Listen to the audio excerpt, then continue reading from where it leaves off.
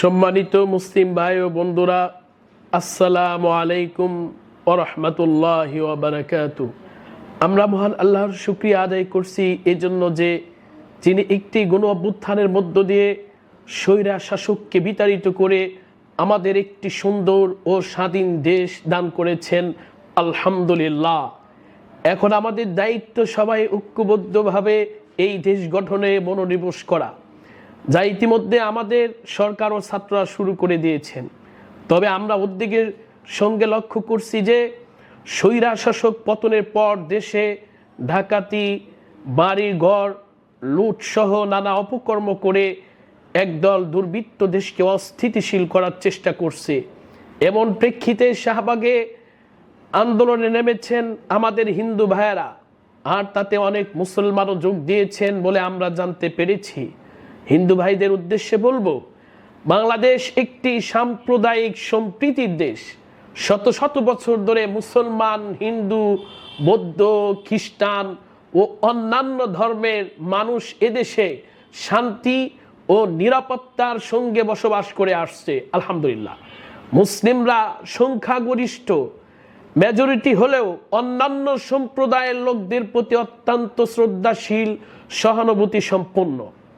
ইসলামের সংখ্যালঘুদের প্রতি যে আচরণ করতে বলা হয়েছে, মুসলমানরা সে আচরণই করে। কিন্তু স্বৈরাচারের পতনের পর উদ্ভূত পরিস্থিতিতে অনেক কিছু ঘটেছে যা অভিপ্রেত নয়। এক্ষেত্রে হিন্দুদের সাথে যা ঘটেছে তার একটিতেও ধর্মীয় কারণ পাওয়া গেছে বলে আমরা জানতে পারিনি, বরং প্রত্যেকটি ছিল রাজনৈতিক। কাতার ভিত্তিক আল জাজিরায় এ ব্যাপারে একটি বিস্তৃত রিপোর্ট প্রকাশ করেছে। তাতে বাংলাদেশের গণমাধ্যমের বরাতে বলা হয়েছে, শেখ হাসিনার দেশ থেকে দিন সোমবার রাতে দেশের 64 জেলার মধ্যে 20টি হিন্দু বাড়িতে হামলা ও লুটপাট হয়েছে। আল জাজিরার প্রতিনিধি কয়েকটি জেলায় সরেজমিনে প্রত্যক্ষ করে ও স্থানীয়দের সঙ্গে কথা বলে জানতে পেরেছেন, ধর্মীয় পরিচয়ের কারণে নয়, বরং রাজনৈতিক কারণে ওই সব বাড়িতে হামলা ও লুটের ঘটনা ঘটেছে। আল জাজিরাকে একজন হিন্দু নেতা বলেছেন, যতদূর তিনি জানতে পেরেছেন, আওয়ামী লীগের সঙ্গে সংশ্লিষ্টতা আছে এমন হিন্দু ব্যক্তি বা পরিবারের ছাড়া সাধারণ হিন্দু ব্যক্তি বা পরিবার আক্রান্তের শিকার হয়নি। তিনি দৃঢ়তার সঙ্গে বলেছেন, হামলার কারণ রাজনৈতিক, সাম্প্রদায়িক নয়। এখানে বিশেষভাবে বলা দরকার যে সোমবার রাতে সারা দেশে অন্তত 119 জন নিহত হয়েছে, যার মধ্যে মাত্র 2 জন হিন্দু, একজন আওয়ামী লীগের নেতা, অন্যজন পুলিশ। পরবর্তী কয়েকদিনেও হামলা লুটপাটের ঘটনা ঘটেছে বটে, তবে হিন্দুর মৃত্যুর কোনো খবর নেই। আর অধিকাংশ হামলা ও লুটপাটের ঘটনা ঘটেছে মুসলমানদের বাড়িঘরে। উপরন্তু আন্দোলনকারী শিক্ষার্থী থেকে শুরু করে বিভিন্ন ইসলামী দল, মাদ্রাসার ছাত্ররা ঘোষণা দিয়ে হিন্দুদের বাড়িঘর, দোকানপাট, মন্দির রক্ষায় অংশগ্রহণ করেছে, রাত দিন পাহারা দিয়ে যাচ্ছে।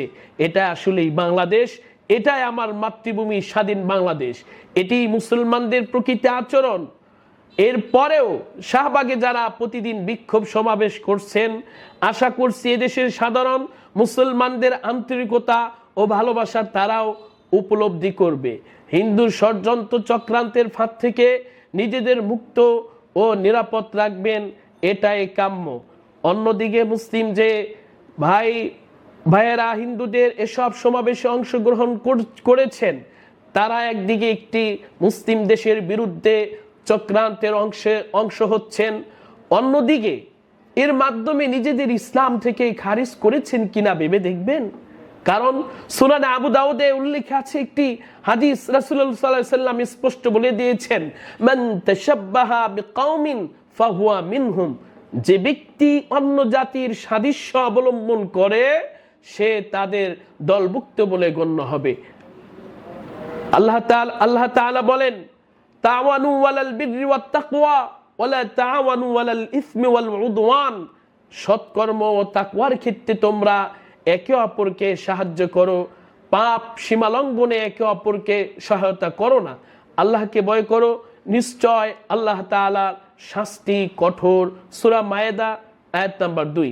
এই আয়াতের ব্যাখ্যা আল্লামা ইবনে কাসির রাহমাতুল্লাহি আলাইহি বলেন, আল্লাহ তাআলা তার মুমিন বান্দাদেরকে উত্তম তথা সৎকর্ম করা এবং অসৎকর্ম পরিত্যাগ করা তথা তাকওয়া অবলম্বনের ক্ষেত্রে একে অপরকে সাহায্য করার নির্দেশ দিয়েছেন। আর ভ্রান্ত কাজে পরস্পরকে সাহায্য, পাপ হারাম কাজে একে অপরকে সহযোগিতা করতে নিষেধ করেছেন।